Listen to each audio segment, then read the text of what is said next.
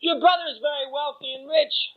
Reb Asher, let me ask him to help you, Abba, to maybe start a business somehow to get on your feet, to put the family back on our feet so we can have money. We shouldn't have to struggle, a battle for survival just to make a little ends meet, a little food on the table. Please, Abba. As he helped his father up, he said, Abba, let's get a boat fare. Let's get a ticket on the boat and let me sail to the country, to the continent of your brother and ask him to help. And don't feel bad, Abba, because that's the way life is. It's like a circle. Sometimes the rich are on top and sometimes they're on the bottom. The poor are sometimes on the bottom, but then they roll sometimes on top. A lot of families were once upon a time rich and once upon a time poor. He said, Abba, it's a Kallah ba'olam.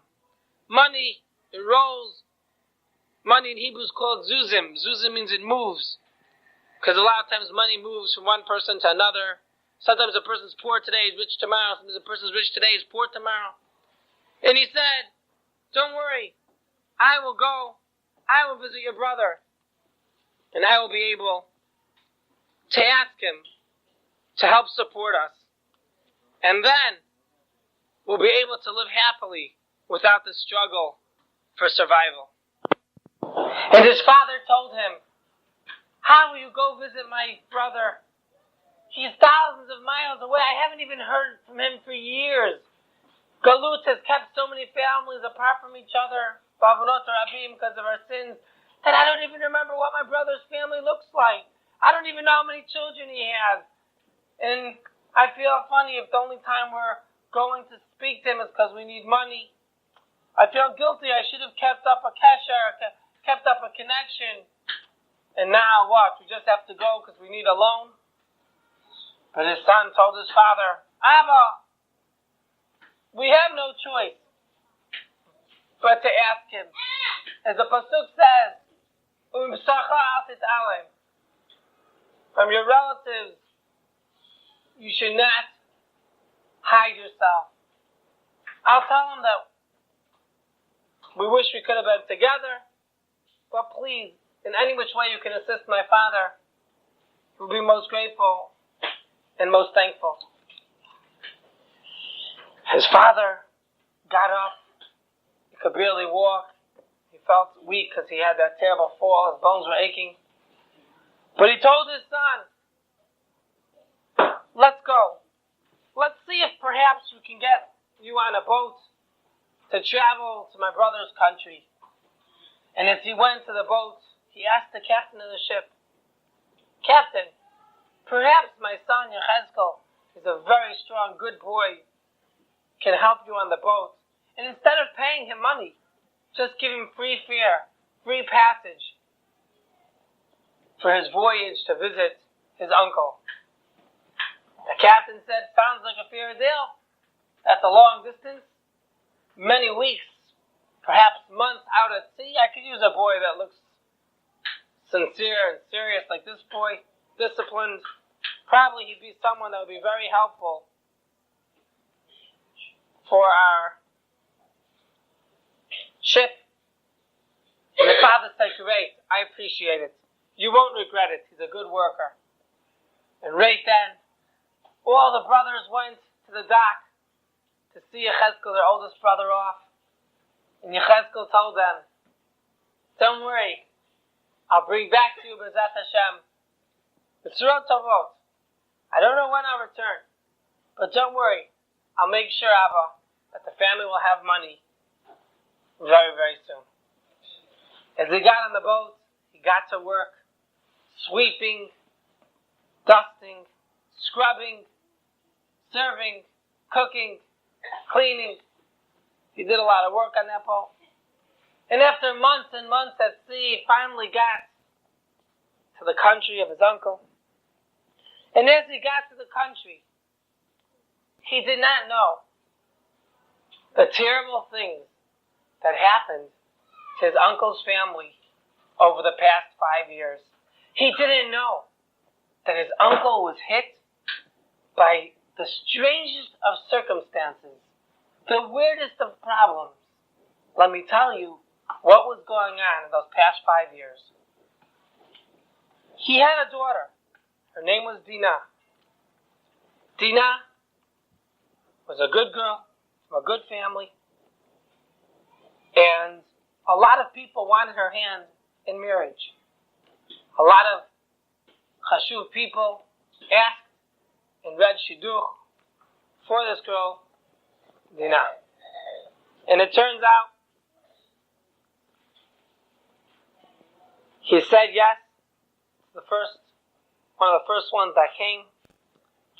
And he was very wealthy. I mean, this was at his time where his house looked more like a wedding hall. His house looked more like a auditorium than it did for a house. Massive house. Big gates. So it looked like a little,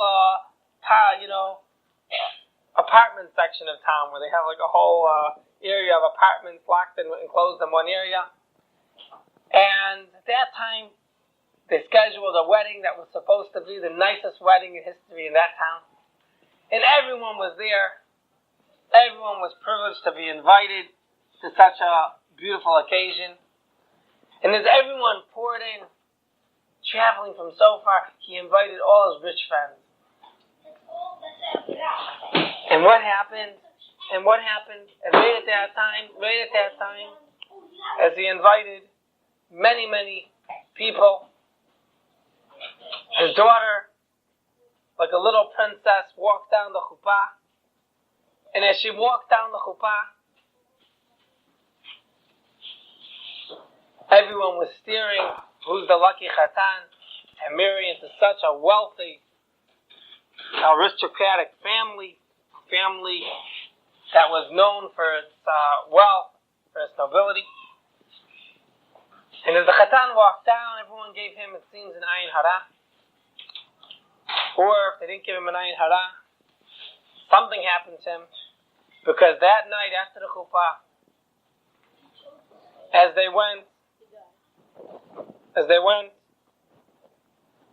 down the chuppah, he suddenly noticed a terrible pain in his throat, then a terrible pain in his chest, terrible pain in his back and his body, and he collapsed without a pulse, without a heartbeat. He was dead. Everyone couldn't believe what happened. What happened the night of her wedding, to become a widow? Not even to celebrate Sheva Brachot, not even Shana Rishonah, the first year of marriage, which is a special year for each other. He just laid motionless. The father couldn't believe it. Here he makes this massive wedding, which turned into a funeral.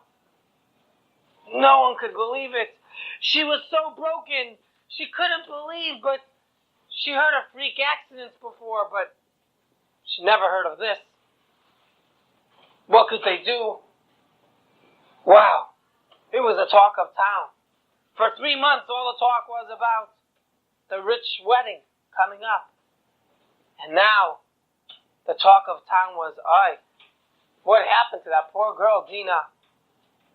And it turns out, after the wedding, she wasn't the same person she was yesterday. She used to be a smiley person, happy and cheerful, with always a pleasant word for anyone. In a sneer way, she would say. But you know what? Now, her eyes were watery. You could see in her eyes that there was water there. A lot of times when a person is depressed, when he's feeling low, when he's feeling down, tears swell up in his eyes. And people would try to comfort her, but how do they comfort her? What do they say? To say he was such a nice man, but thanks a lot. That makes me more sad. To say he was a korban, a kapara for Am Yisrael, maybe his death was mechaper. But that wouldn't answer the question, why him? People would talk to her, but within a moment, everyone became speechless. No one was able to bring her comfort. Her father, try as he may, he would buy her presents, but there's halacha. you're not allowed to buy presents for an Avil. So the rabbi told him that's not the way. That's not the way to comfort her. Don't worry, time heals all wounds, at least most wounds. And in due time, probably she'll forget him. Probably after a year. And then, right away the Rav said, find her another husband. This way, she'll be able to console herself in the life of a new husband. After the time of mourning was starting to end, and even in middle, a lady's allowed to get married then. Usually a widow only has to wait 3 months after the death of her husband to be married.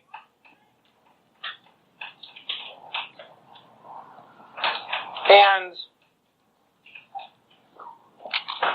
around after 6 months, he told his daughter, Dinah, don't worry.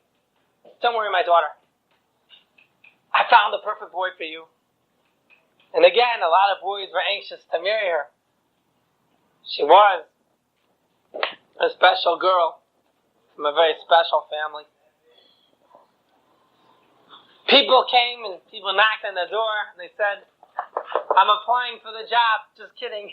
I'd like to be able to set up a shidduch for you with my niece, with my nephew, with my brother, with my people were all giving all kinds of suggestions.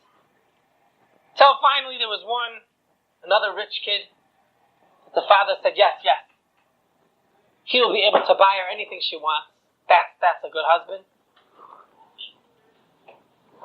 He didn't realize, I guess, that the definition of a good husband is not someone who could just buy his wife presents. It's the one that's kind, a chassid who does chesed, a tzaddik that does tzidkut, a tamid chacham that brings the Shekhinah into their home through his Torah.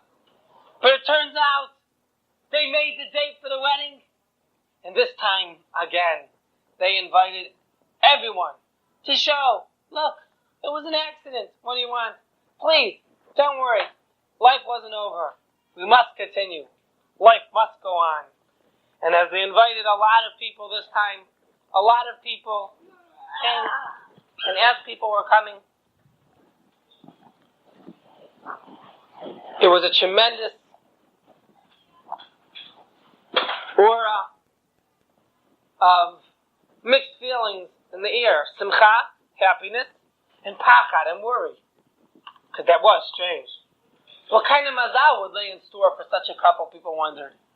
Would it be a mazal of banim, ubnei banim, children, mizonot, parnasa, wealth, simcha, happiness, or would it be affected like the first time she tried to get married? And everyone was there on the dance floor, and some people were dancing lebedik, lively, and some were dancing in a very, very somber mood, very serious. And the father even brought professional jugglers to make everyone happy. He brought in special guys that can do tricks this way, can make it merriment. But he invited all his rich friends, and as all the rich friends came in, one thing everyone wondered was, where would they live? Where are they going to go after the wedding? Is she going to stay in this town? Maybe she'll move out. She doesn't want to have to always have memories of the tragedy that she had to go through in this city. But